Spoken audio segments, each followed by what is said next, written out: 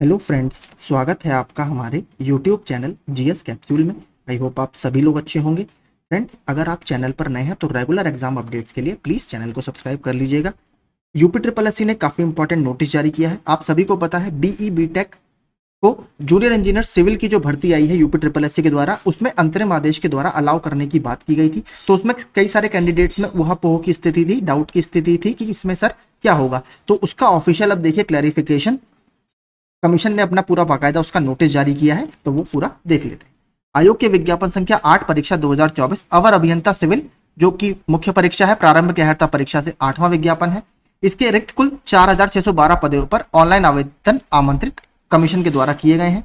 प्रश्नगत विज्ञापन के संबंध में माननीय उच्चतम न्यायालय में योजित SLP 12843/2024 में 7 जून 2024 को माननीय उच्चतम न्यायालय द्वारा आयोग के विज्ञापन संख्या 8 परीक्षा 2024 में प्रारंभिक अर्हता परीक्षा 8 के अंतर्गत बीई बीटेक सिविल डिग्री धारक अभ्यर्थियों को ऑनलाइन आवेदन करने की अनुमति प्रदान करने का अंतरिम आदेश या इंटरिम ऑर्डर पास किया गया है, जिसका कार्यकारी अंश निम्नवत है। तो ये पूरा उस ऑर्डर का आंसर है कि to be an interim direction to the respondent number 1, जो कि कमीशन था, to accept the applications submitted by the petitioners and any other BE BTech civil degree holders who aspire for direct recruitment to the post of junior engineer without prejudice.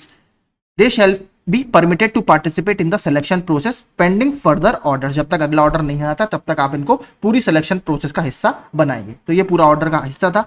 माननीय उच्चतम न्यायालय द्वारा पारित उक्त आदेश के अनुपालन के क्रम में आयोग द्वारा बीई बीटेक सिविल डिग्री धारक अभ्यर्थियों को एनआईसी की तकनीकी सहायता से विज्ञापन संख्या 8 परीक्षा 2024 अवर अभियंता सिविल मुख्य परीक्षा के अंतर्गत ऑनलाइन आवेदन की सुविधा अब प्रदान की गई है।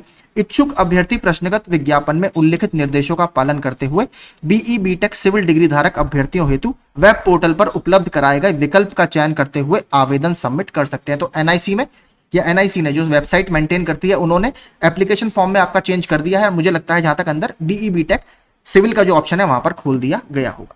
बीई बीटेक डिग्री धारक अभ्यर्थियों को पदों की वरीयता संबंधी विकल्प अभिलेख परीक्षण के समय प्रस्तुत करना होगा। आपको अगर कोर्ट अलाउ करता है फाइनल ऑर्डर में, तब जब डीवी आपका होगा तब आपको डॉक्यूमेंट वेरिफिकेशन के टाइम में अपनी प्रेफरेंस देनी होगी, जिसके संबंध में तत्समय सूचित किया जाएगा। माननीय उच्चतम न्यायालय द्वारा पारित आदेश के क्रम में आवेदन करने वाले संबंधित अभ्यर्थियों को यह भी सूचित किया जाता है कि प्रश्नगत विज्ञापन हेतु उनका अभ्यर्थन माननीय उच्चतम न्यायालय द्वारा पारित होने वाले अंतिम निर्णय के अधीन होगा। यानी किसी भी स्टेज पर अगर कोर्ट इन कैंडिडेट्स को मना कर देता है तो फिर अभ्यर्थन उनका वहीं पर निरस्त कर दिया जाएगा, या अलाउ करेगा तो अलाउ भी करेगा कमीशन।